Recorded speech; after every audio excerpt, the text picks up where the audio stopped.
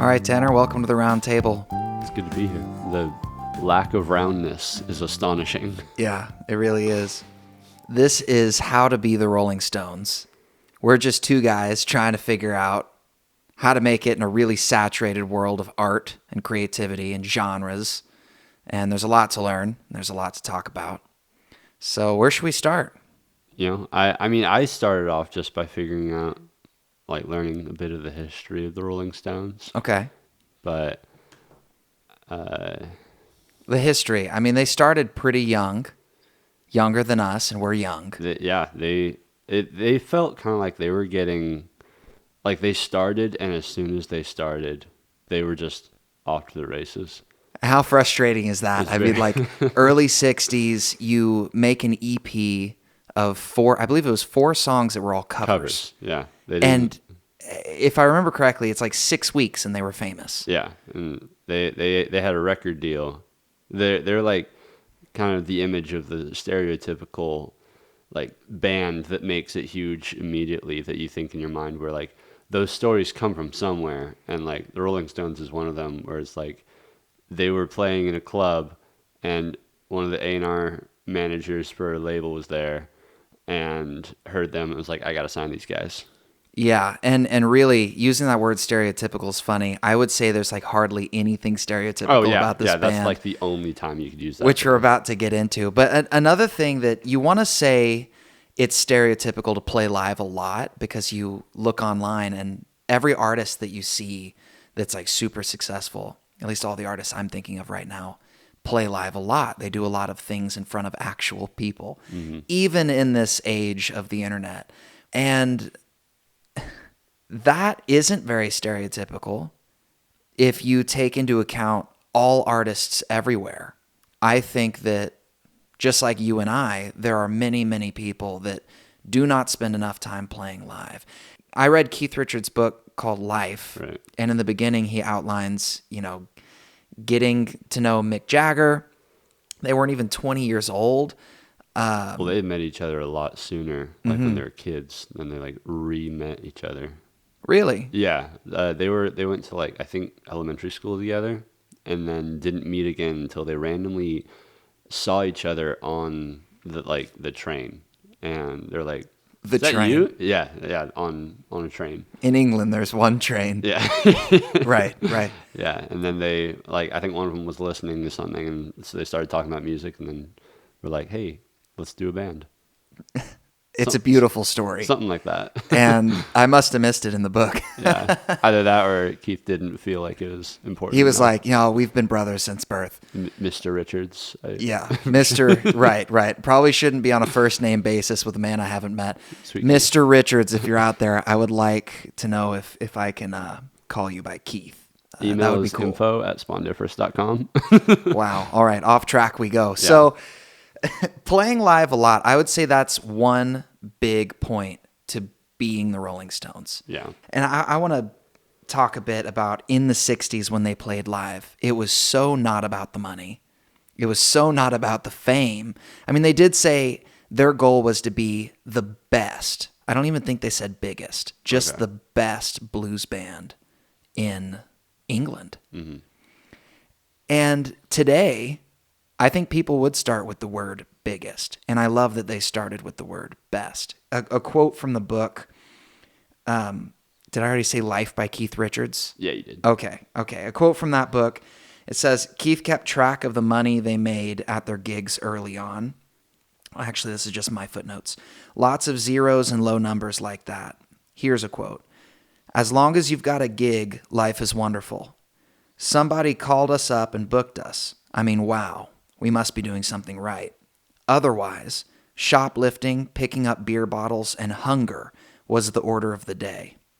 We used to pool our money for guitar strings. I just put a ... because it went on from there. But imagine a band of people broke, pooling their money to buy guitar strings. $10. Standards are different too, And I kind of love that. Mm-hmm. It's a beautiful image that I wish I could say I already had figured out. But I do think that's something that we need to figure out, taking steps towards playing live because we love to play live.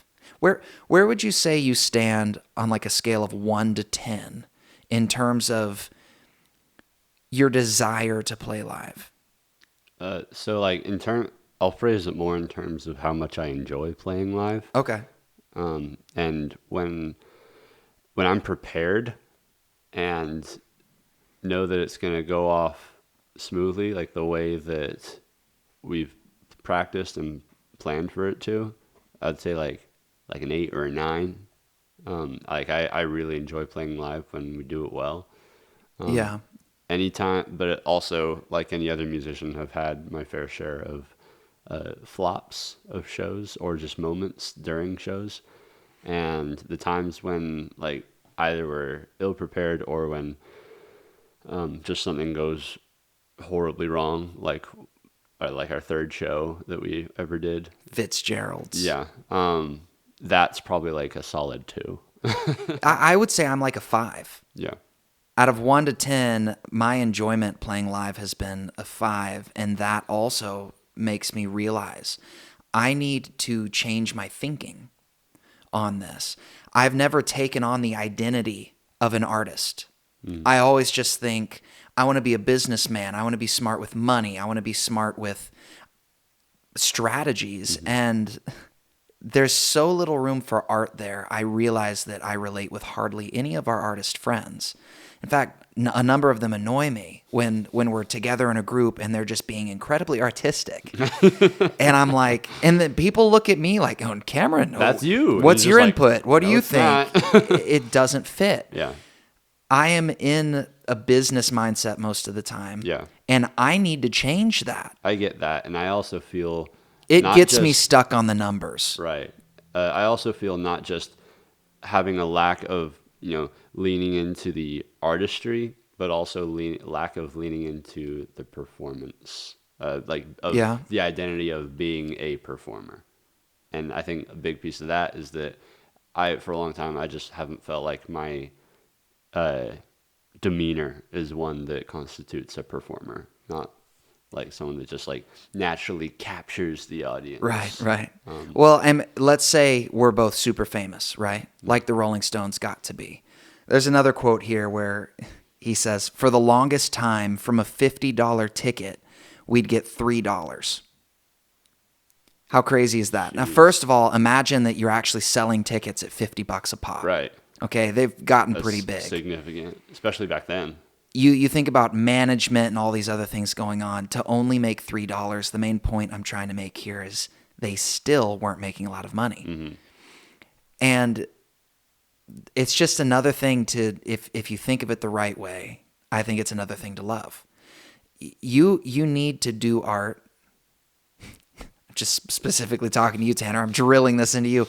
We both need to, I guess, learn to love art a little more. Yeah.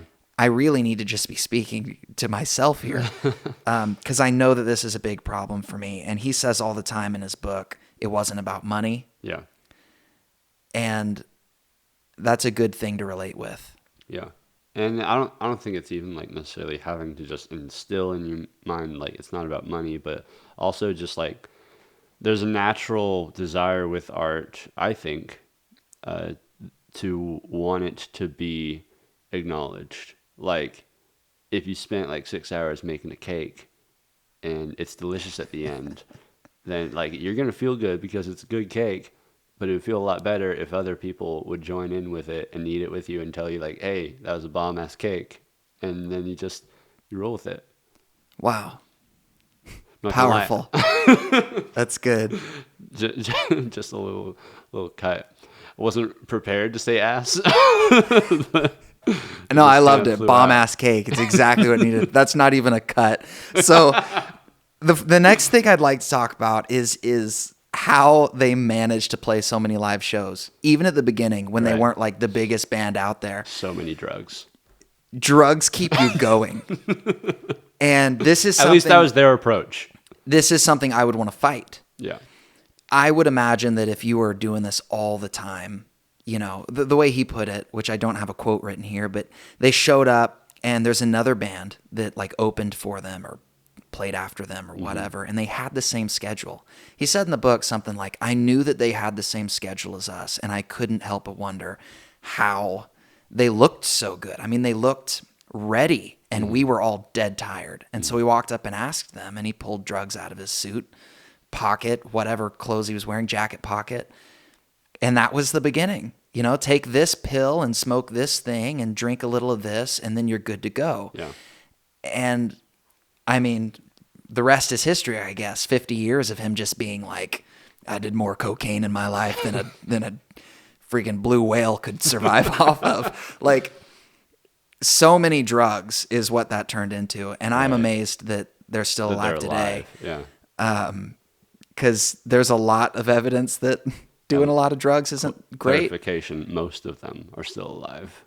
That's a good clarification. Yeah, I guess I'm just thinking of Keith. But Keith and Mick, they're both good. Right, they're still kicking. I mean, Mr. Richards and Mr. Jagger. Mr. Jagger. But yeah, I mean, their solution to playing a lot was drugs. Mm-hmm.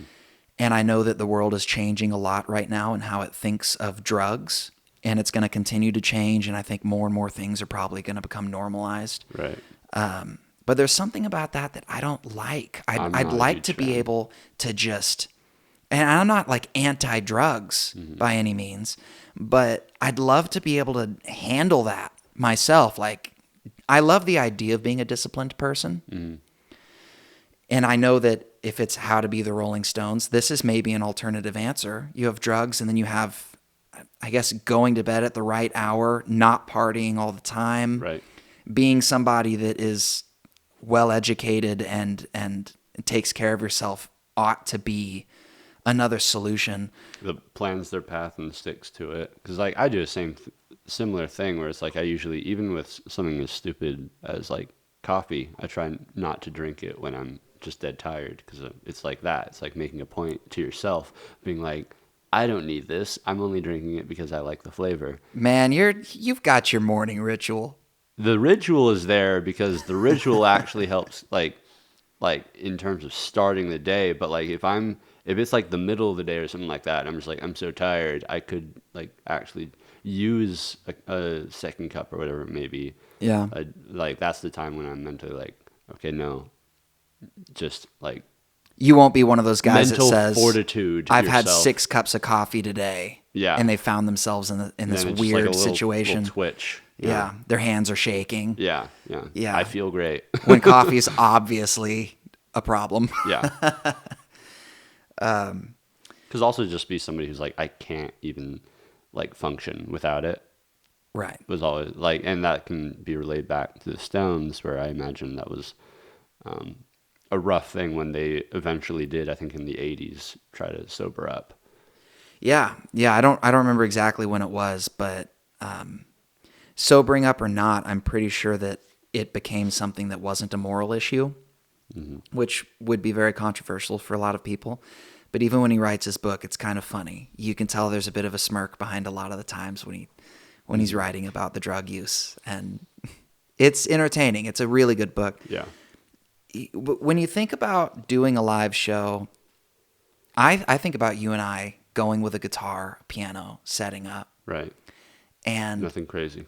Hope to dear heavenly God that we freaking are good, and that people's jaws drop because our lyrics are on point, our music is amazing, and who are these angelic presences in the corner over there? Without a show, I don't think people are going to be too impressed, and I don't think we have a show right now. Our songs aren't, you know, if you were to make a list of the 100 greatest songs of all time, I think it's realistic to say we're not on there. No. We try. Yeah. We really try. 81 songs deep, but how do you make a show more like something that people would go to? I guess really the scale that you'd look at with bands is like a carnival act. You go and you really entertain. It's not all about the music. What's a good first step for us? Because right now it's just music. I think like a big piece of that is knowing, and we've discovered this while recording too, is knowing the identity that you want to have. And so that's also kind of discovering the sound that you want to have, because your sound is a big piece of your identity. So with a live show, if you're really trying to like craft it and figure out exactly what it is to be more than just two dudes playing the guitar and a piano, you have to actually know what you want to present to the world. And that's something that the Stones did really well, where they came up in the same town, same time, like in tandem with the biggest band in the world, the Beatles. And the entire time they were seen in the light of the Beatles. Like I think you mentioned in the book that they people wanted them to be like the Beatles and were trying to push them in that direction. Oh yeah, I didn't hear, but I've been talking about that a lot. I love that idea. People just pushing them towards the Beatles. And then they were like, we're going to be the anti-Beatles. We're going to be the... That's the idea I loved. Right. They were like, we're going to be the bad boys to the good boy Beatles that everyone loves and is family friendly and all that sort of stuff. And so I think a lot of that drugs, sex, and rock and roll attitude came from them saying, if our identity is the anti-Beatles, the against the establishment type dudes, then this is how we need to present ourselves. And we're just going to like not just lean into it, but fully jump into this identity that we're presenting to the world. And I think I don't think they were just faking it. Like, I think that was a large piece of who they genuinely were. But it's not letting those characteristics just passively present itself to the world. It's taking them and actively putting them on full display. Yeah, and it's a mix. I mean, they recognized that it was their identity, and they leaned into it. He does talk about that in the book. I mean, you hand them a suit because the Beatles all wore matching suits. They'd rip off the sleeves or give the suits to their girlfriends or not girlfriends. What do you call girls? Groupies. Yeah. There was that mix of it. I mean, they hated being pop. Yeah. Something in them naturally they didn't want to be known as pop. So right off the bat, you have fighting against really any system that's ever put into place for them. They were the bad boys, as you say. Viciously fighting against any typing of them that people tried to say, well, this is who you are. They're like, no, this is who we are. Right. And so that's a big piece to not just like how you act, but in what we were talking about with live show, where their identity that they wanted was the anti-Beatles, the bad boy rock and roll band, but rhythm and blues was like one of their biggest inspirations in terms of what they wanted to go for. But when they started like playing that, they eventually they were like trying to figure out how to actually write those types of songs, and that combined with their other inspirations that they had kind of made their own unique sound. And so like us trying to figure out how to be more than just piano and guitar, I think we need to nail down what's our end goal. Like this, not that it has to stay the same at all times, but no, I've got the answer for what us. Our sound should be. Yeah, giant balloons. Giant balloons, like the sound, like. No.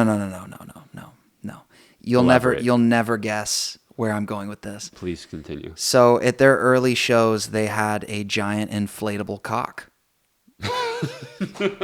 Yeah, laugh it up. That imagine you and I showing up doing something so. Hold on. Out there. Was it like how big?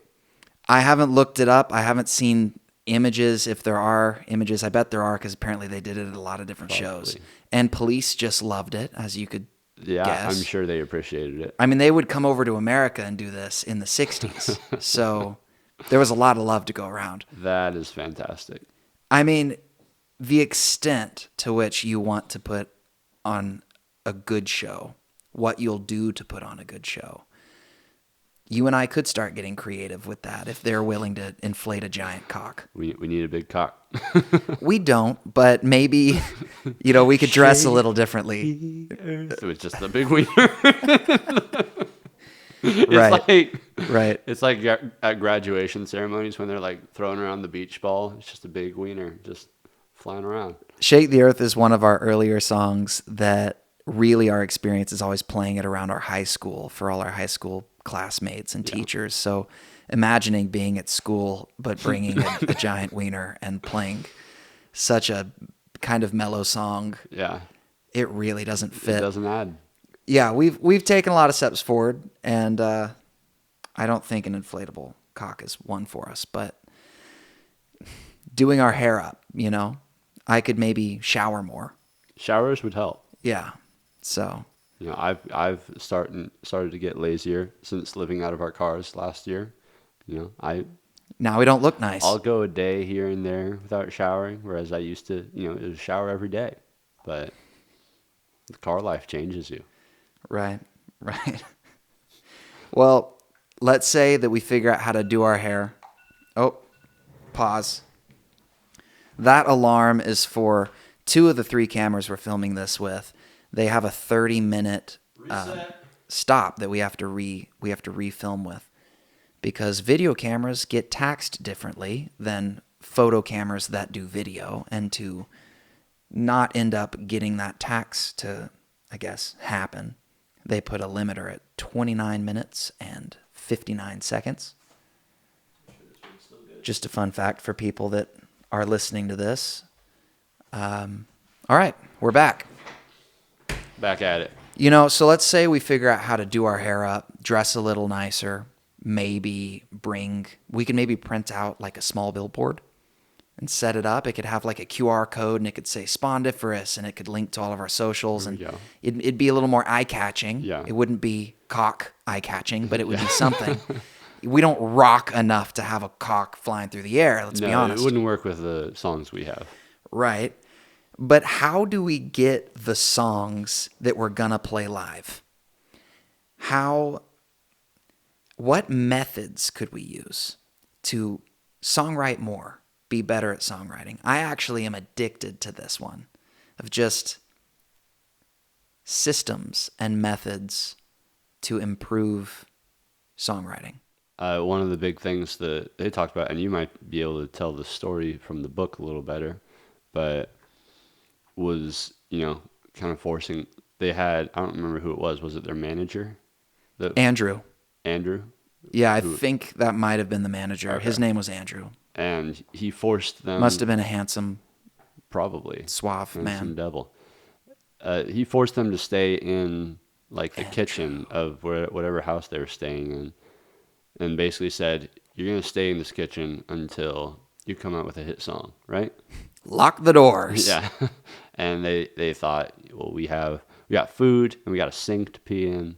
We're out the window. We're good to go till morning. Right. That's a bit drastic, but right. I mean, a lot of people are able to survive for a night, even if they didn't have food. If they can't survive for one night without food, they've got other problems. But apparently Mr. Richards looked over to Mr. Jagger and said, Mick, if we're going to get out of here, we've got to come up with something. And I'm curious to know how long they sat there doing nothing and fiddling their thumbs before that moment happened. But Keith said that he came up with a guitar lick, and I have a quote here for this. I'm going to try to find it. So they spent a good portion of the night there, and by the end of the night, I think they had a song. Should I just wait for you? I'm not finding this quote. I have no idea where it is.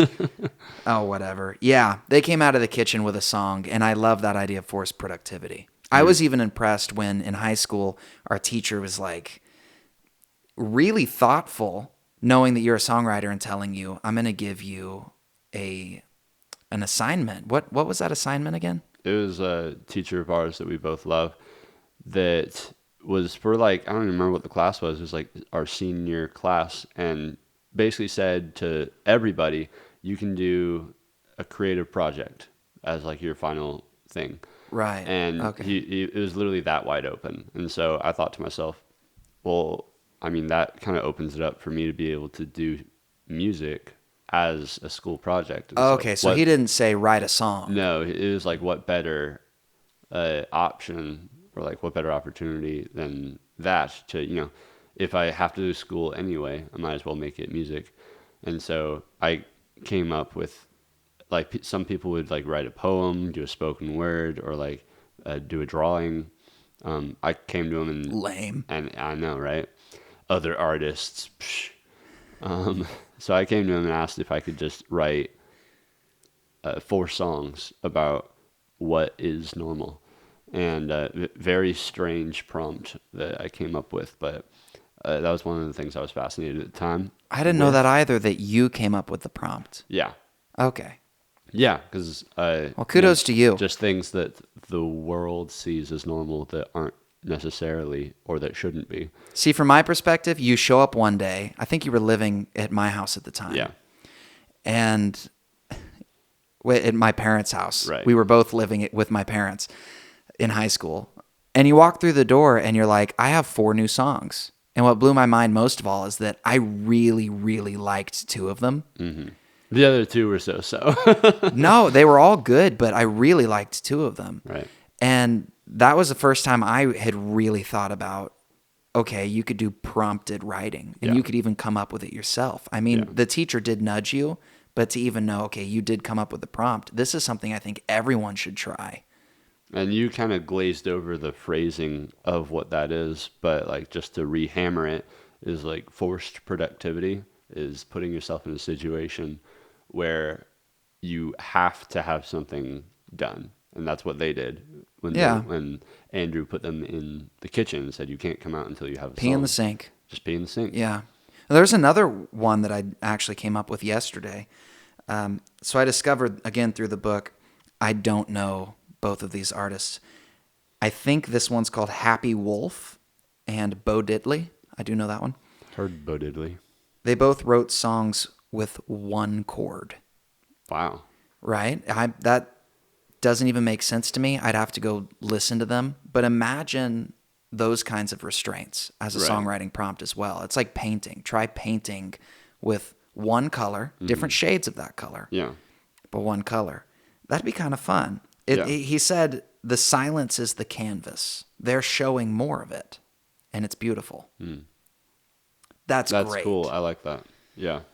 Because that's another thing that can kind of get overwhelming in the world of music, is that there's literally every single avenue and route that you could take when writing a song, when producing the song, and to kind of give yourself some bounds to say, okay, make whatever you're able to make using just these things can help a lot with just eliminating a lot of the fluff and the options, the paralysis of options that you have, basically. Yeah. And if you're someone, through the podcast world listening to this and you do not write your own stuff, like That's I another know point. of a lot of artists that would say, start doing original stuff.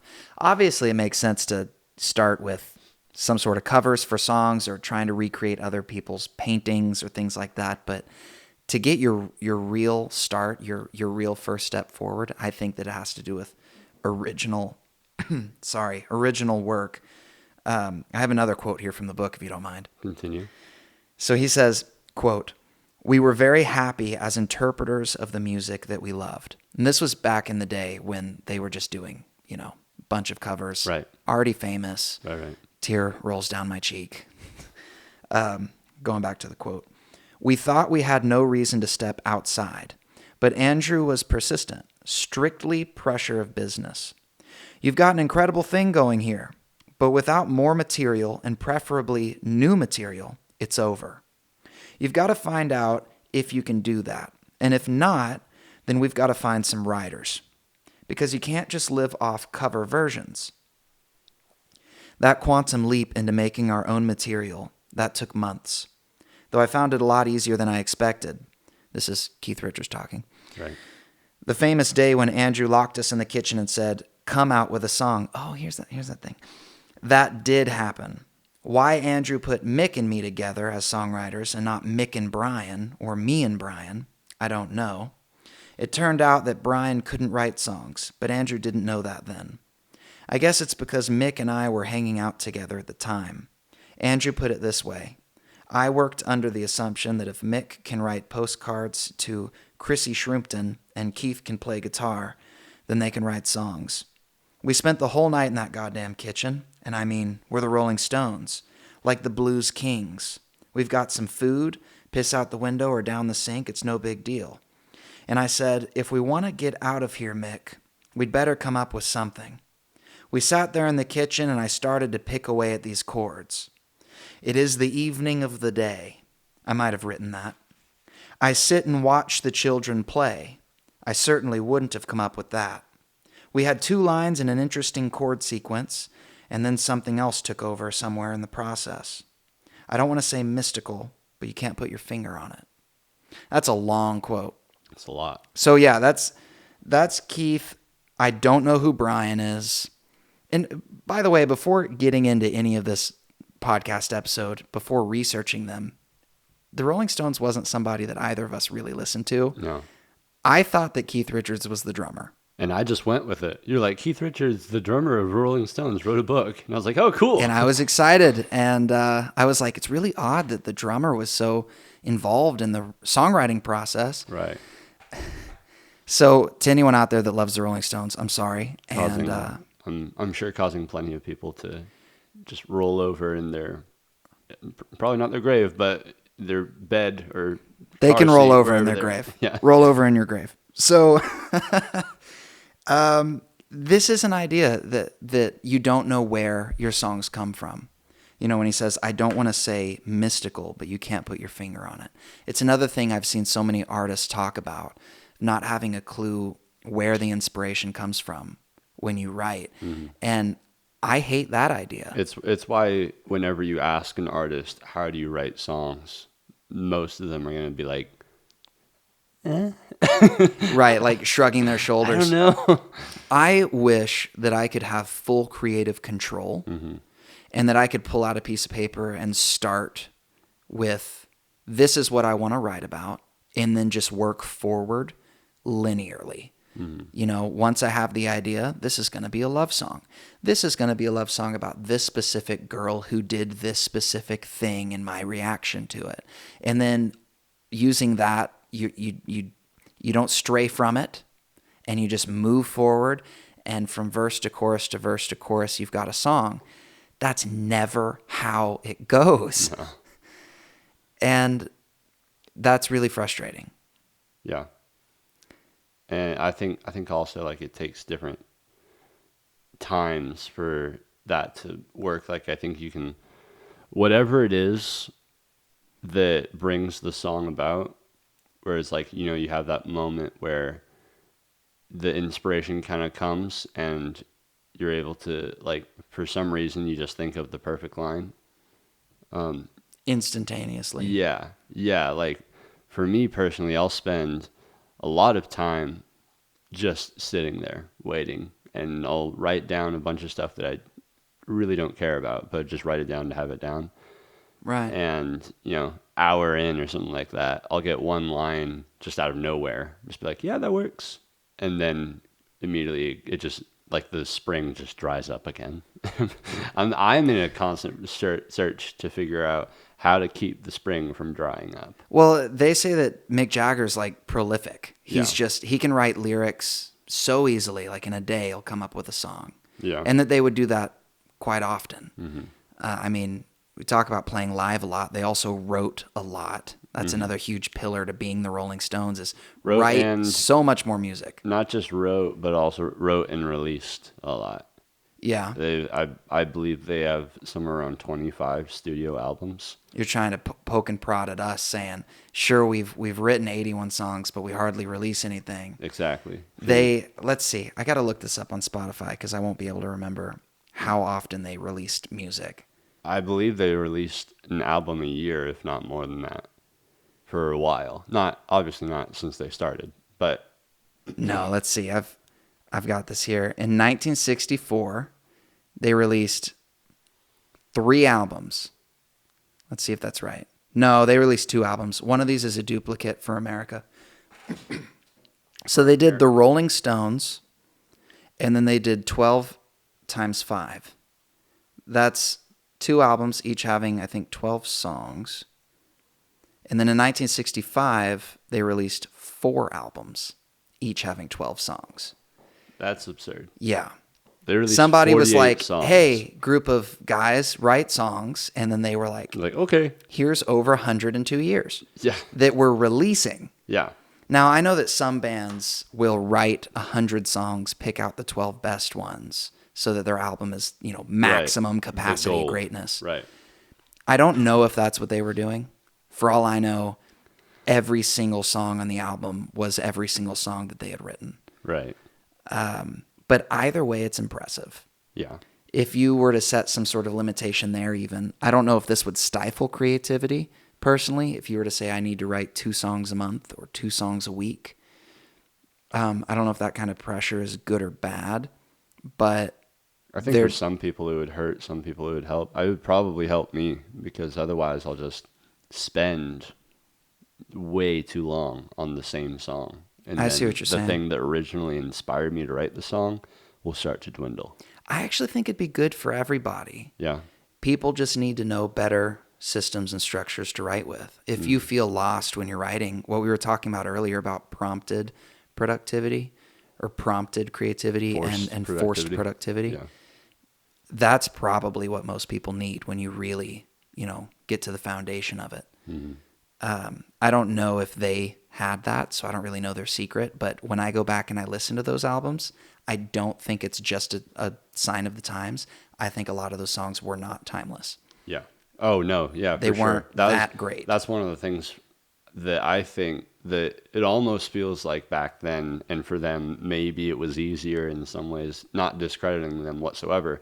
But, they weren't trying to craft a produced piece of gold necessarily. It was like they had their band and they would go in and record the band and then somebody else would mix it and then they would release it. Maybe that could be misrepresenting it. I don't know, but that's kind of how it seemed to me. Just a simpler process. At least for when they started. No, I think it was simpler definitely a simpler process. He even talks about it being a simpler process. It's just, I guess it's hard to say whether or not it was really easier back then. Right. I mean, maybe it was harder because they had less things to cover up. Well, and with the internet today, we have so many influences that everybody wants to think it's easy to be creative. But back then, I think they were more unique. Yeah. There were less influences. There were a lot of influences, but you might have had guitar, bass, drums, and vocals. Whereas today, I mean, when you start getting into like digital audio workstations Literally and stuff, everything is an instrument. Anything can be any sound can work in a song, and it does get a lot more complicated. So while there's a larger barrier to entry, there's also easier access to knowledge, education, stuff like that. Yeah. 2 thumbs up to YouTube. And almost, I feel like barrier to entry is the wrong phrase because there's a smaller one, it seems. Not even just it seems. I think there is a smaller barrier to entry where they were literally just playing live back then. And then when they got signed, they were able to start touring and releasing music and all that. Whereas now, we haven't even sniffed the label, but we've released... Haven't even sniffed it. 18, 19 songs, however many, and have played a couple of shows. Of course, not very many, not enough, but we've gotten in touch with the people that can release our music and produce our own music, where none of that was available to them back then. Right, yeah. I mean, the 60s were different. I still feel that the barrier to entry is kind of really present today. I don't know why. Just because it's more saturated? Yeah. It just feels like there are tens of thousands of artists trying today. Mm-hmm. And I can't verify this because I haven't looked it up or anything, but I wonder in the 60s, how many different original bands were there? Who all was actually trying to like make it? Did they make it because they were one of 15 at the time in England that were doing stuff they were doing, or were there thousands? Right. I personally would doubt that there were thousands, but I wouldn't who think knows? so. Because today it seems that there are well over tens of thousands trying to. I mean, we're living in Texas. I'd imagine there's well over 10,000 bands trying to make it in Texas. Probably. It seems like there's a barrier to entry for sure. And to the people that do think that there's a level of randomness to it, there is, but I don't think you should ever default to thinking that they got where they got by chance, because there's the entire idea of saying there is a little bit of luck to people who make it huge, but the people that make it there are usually in that position because they've put themselves in the position to be ready for when that luck comes around. And so, for example, with them getting found by the A&R manager of the label, that probably wouldn't have happened if they played one show a week. Maybe it would have, but if they were out multiple days a week playing multiple shows a day, just the odds of one of those crazy things happening, you're driving those odds up. And so putting yourself in the position to not just get better and do things on your own, but also putting yourself in the position to come across those freak instances that catapult yourself forward. Yeah, that's a good point. And that takes me to the next little factoid here. Branching out, listening to a lot of different artists. I think one way that they put themselves in a better position to be successful is how they studied well. I mean, in the book, he talks about, it says Mick and Keith would go record hunting together. I mean, imagine you and I just thinking, we're going to go to a bunch of different record shops. We're going to buy all the new music every week. We're going to keep buying new music as it comes out. First of all, that's another thing that makes me think there had to have been less music being released because you just can't keep up today. Yeah. But you also narrow it down to the genre you're looking for. They knew they wanted to be a blues band. They listened all the time to what they wanted to be. So it'd be like you and I, we want to be a blues band, and we constantly listen to blues. It was a horrible example and didn't add anything to what I was saying, but we've never really done that. We kind of have our own tastes, and we like a lot of the same bands, but there's certainly things that you like that I don't. I've done that to scale, like reverse though, where there have been songs that I've been in the middle of writing, and when it's like one of the songs that I wrote back in the day, I was heavily inspired by like one of James Bay's albums, like his first one. And it was like right at the time that I was inspired by that album was when I started writing this song. And so I just put in my head like one of those self-limitations. I will not allow myself to listen to anything except for this album until the song is done. And the song took a month to do. Wow. And it turned out like one of, if not my favorite song I've ever written. And so by excluding all other bands from your ears, you actually think that helped you kind of make your song into what it needed to be? Yeah, because it was taking... That was one of the ways that I learned how to reference what I was talking about earlier, to keep the spring from drying up, where the album itself inspired the crap out of me, and I didn't want to move on from it until I had done something with it, and so I just didn't. So you don't want the spring to be dry, and you want all of your crap to be inspired out of you. You understand. There's another quote here from the book. It goes like this. We called ourselves, prepare for a band name that is not the Rolling Stones. Oh, I know. Little Boy Blue and the Blue Boys. Wait, what? That's not what I had written down. What did you have written down? Blues Incorporated. Well, That's not what was in the book. Little Boy Blue and the Blue Boys, It's brilliant. and they wanted to be a blues band. Yeah, it says Mick and I had a totally identical taste in music. We never needed to question or explain. It was all unsaid. Right? We'd hear something. We'd both look at each other at once. Everything was to do with sound. We'd hear a record and go, that's wrong, that's fake, or that's real.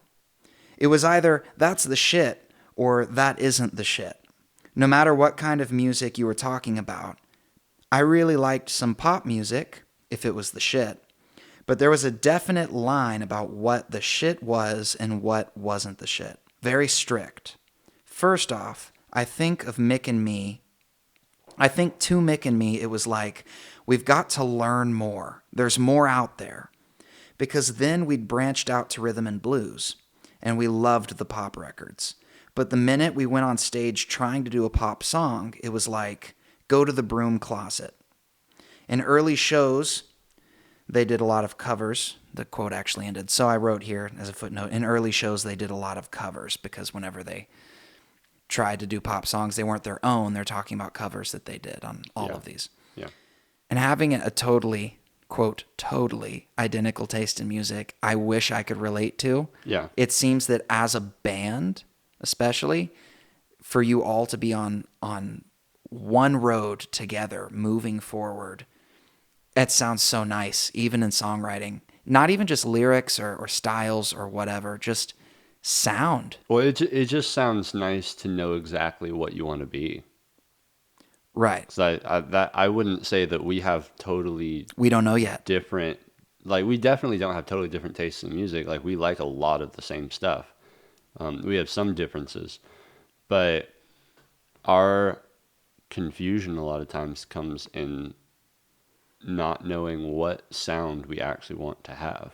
Because we, like we mentioned it earlier, we both acknowledge that we want to be more than just the next, acoustic and piano guys down the road. Yeah, heck no. That's no. We want more than that, but then like we fiddled with doing rock sounds like lightly while recording songs, and been like, that's not exactly the route that it feels like we want to be in.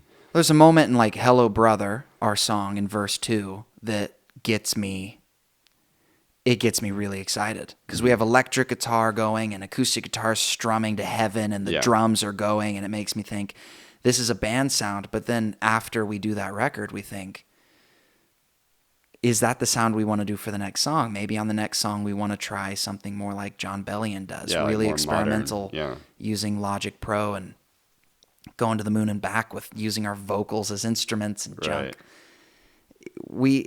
I would kill for some direction. And it almost seems like we just need to keep going and trying a bunch of that stuff, because like another thing, the hiccup that we've hit is that doing that band sound requires more than just us. Right. And that's something that we just recently acknowledged. Like, of course we knew it. Well, we already benefit from that aspect of the Rolling Stones, how they were a band of, I think, 6 at one point, and then these guys came to them and said, get rid of the piano player live, because 6 is too many and doesn't look right, and it's not the image you want in your photos. So they told their 6th member, you can still be on our records, you can drive us to our gigs. Actually, I think he was such a cool guy, he totally got it, and he was like, I want to drive you to your gigs. Dang. And he stayed a part of the band, but he wasn't in the photographs, and I think he was on the record credits and whatnot. Wow. But us being a band of 2 right now, even though it's not 5 people, it's far less to deal with,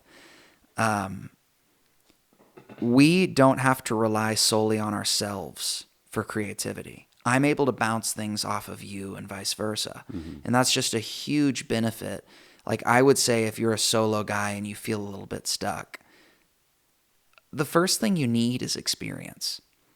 And a good way to get that, I think, without signing contracts or anything, go to schools or college campuses or churches or anywhere where there's a group of people where there might be musicians, and find somebody that also wants to do music. don't think to yourself that they have to run the marathon with you and that 30 years from now, y'all are going to be the duo, still going at it. Just think, okay, in the next 12 months, what if me and this guy write 20 songs together? That's going to be a leap forward. That's way more than, taking your first 2 to 3 steps. Mm-hmm. And because you didn't sign anything and y'all aren't making money together anyway, you should be able to have an open conversation with them even up front, saying, I don't know what the next 5 years looks like for me. I don't even know if that's how most people's brains work. I guess that's how mine works. Just always thinking 5-year steps. Right. Planning. But you could be an open communicator to them, letting them know, I'm not trying to form a band. I'm trying to just collaborate. If they're really gung-ho about being an artist, maybe the both of you end up on peaceful terms, separating and being your own artists, down the road, and maybe they end up being 5 times bigger than you. But, so fight hard. Yeah. And also, ideally, there's someone who is a bit different than you, who knows different things than you, and you guys can kind of teach each other. Yeah, and I realized fight was a weird word for me to use back then. I think what I was referring to was like fighting your own procrastination or fighting, the world at large when it comes to having to get known. I think what I really meant to say was work hard. Right. But having a duo doesn't need to be a committed thing. That's a good note. That way you don't hold yourself back from going and collaborating with people. Yeah. Even long-term collaborating, a lot over 12 months. I mean, you've even gone and written stuff without me that's with other random people just for sake of, expanding your songwriting, your different things. I'm personally not I don't have a whole lot of fun co-writing. And so I've mainly just written stuff by myself, but co-writing is tricky. I'm not a big fan of it either yet. Yeah. That's because I still have a lot to learn regarding actual song structure, like writing a sophisticated, strong song. Yeah. I've spent most of my time writing songs willy-nilly and no structure is in mind at all. And that's fun, but I can tell that most of those songs ended up being something that would be less successful. There's another point behind the Rolling Stones. If you have a band and communicating clearly, mm-hmm. If you're a band of 5 and you have everyone else signing your contracts for you and putting together all the logistics, how much control do you really have about the way that everything gets set up? The Rolling Stones went really big, and after they got really big, I think there was a lot that was unsaid, and I'm assuming that, but it seems kind of clear to me. And Mick Jagger ended up doing his own solo career. Yeah. How weird is that? Like so many of those bands back then, like the lead man kind of broke off for a while and tried his own thing. Yeah. It's like, I don't even know if I've heard any of Mick Jagger's solo stuff, but pretty much without fail, it's usually worse. It's usually worse. There are a number of songs from different artists that have branched from their bands that I'm very thankful that those songs exist, but it's usually like maybe one song. Yeah. And it doesn't seem worth all the things that happened in the band. But, it's like sometimes they don't know better. So you don't want to just point fingers and shoot people down. The point for new generations of people trying to do this is know better.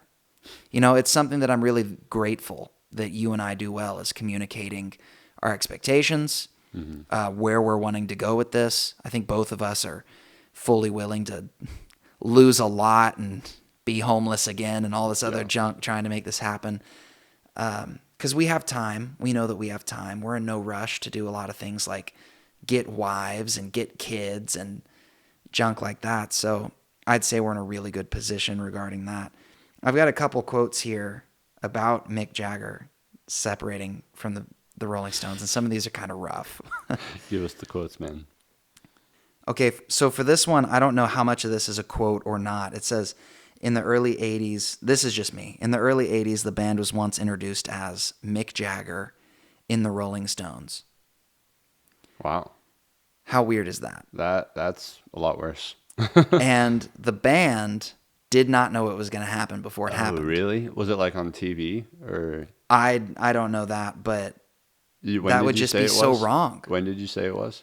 in the 80s. 80s. So they were already like well established. Yeah. Wow. Yeah, most of their hits had already come out. Yeah. And it's like Mick Jagger and the Rolling And Stones. it's just like and the what?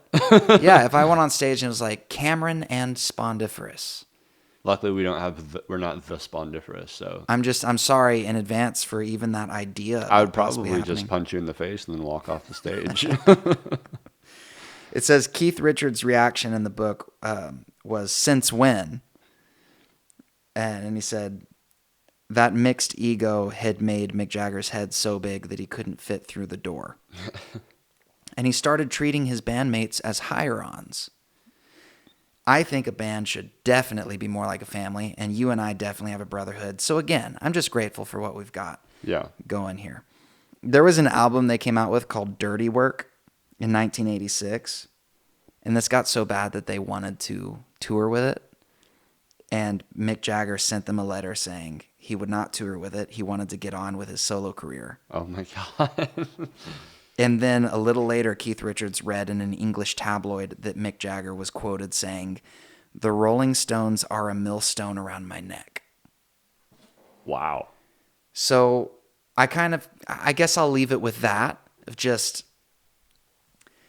being in a band without proper communication can go south, Yeah. go really south. I mean, a band just being like any other relationship. Just, be a decent human being and then talk about issues when they come up. Well, it's a partnership. And as you learn more about how to partner with other people, long-term or short-term, this is something that anyone needs to learn about. Yeah. So, all in all, kudos to us. Are we the Rolling Stones? No. Definitely not. No. Nowhere near enough cocaine. No. Nowhere near enough. That's right. Nowhere near enough hits as well. Proven yeah. hits. Maybe we've written a dozen hits, but because we haven't You'd figured like out how to think release we them have yet. one, wouldn't you? You would. You would. The funny thing is, if you could look at the map of the last 60 years and just think, if this song of ours was released in this year, would it have been a hit? Right. Well, because there's so much more than just like, was it released in that year too? Well, things going on at the time in the world or where you're located in the world. In 2020, it always seems to me like you're releasing music into the sea of The void. algorithms. Yeah. Yeah. Algorithms that seem to say, if you're new here, I have no reason to promote you because there are tens of thousands of new channels, of new profiles every day or every week. You're just one of those tens of thousands. So first of all, until you prove that you can post content regularly for however many weeks or months, I'm not going to notice you. Mm-hmm. And that's a pretty brutal. mean, pretty brutal algorithm. Makes sense for the algorithm to do. It makes sense. I mean, somebody has to program the algorithm to do that. And Yeah. so it makes sense. Like, why would Spotify or Apple Music program the algorithm to play something that isn't naturally just getting plays? Yeah, and then from there you have to understand all these other things that make your stuff successful. We've got a long road ahead of us, but Yeah. I'm excited for the future. Yeah. I'm excited for all the cocaine that That isn't going to be done, probably. Always put that caveat in all the there. passed up Probably. cocaine. Yeah. I'm excited for the time when I meet the man with the jacket and the drugs in the jacket and he says, "Hey man, this is the stuff." And I don't know what, exactly I'll say. I just can't wait to look him in the eyes and just see Just- what I see. Single tear. I was Yeah. waiting for this. Well- Then he's probably going to get scared and leave. Right. Well, that was How to Be the Rolling Stones. I don't know if we answered it, but we answered something. I think that a lot of these prompts are helpful, Oh, yeah, for sure. and there's a ton that we need to start implementing. Yeah. Lots of work that we need to do. Yeah. I'd say our biggest takeaway for this would probably be playing live more. It's a good first step. Yeah. It's funny. We kind of outlined like our 6 next steps. Yeah, just by outlining stuff they did. Oh, man. This is going to be good. Looking at all, there might be some overlap. We need to figure out ways to come at it from different points. How can we because be I think a lot of these bands are probably going to have a lot of similarities, which will be cool to see which ones those are. Right. But we're such beginners after 5 or 6 years of this. I feel like by now we should have like at least been playing live more regularly. Yeah. You know what? We've taken strides here and there. This month, we've got to play live twice. Let's make it happen. We've got one on the books already. We did. It just happened out of thin air. Yeah. Now we got to book It a was second one. handed to us on a silver platter. All right. All right. Well, Tanner, I will see you for the next episode whenever we do that because we haven't decided how often we're going to do these yet. Last question, though. Okay. Rolling Stones. Yeah? Favorite song by the Rolling Stones.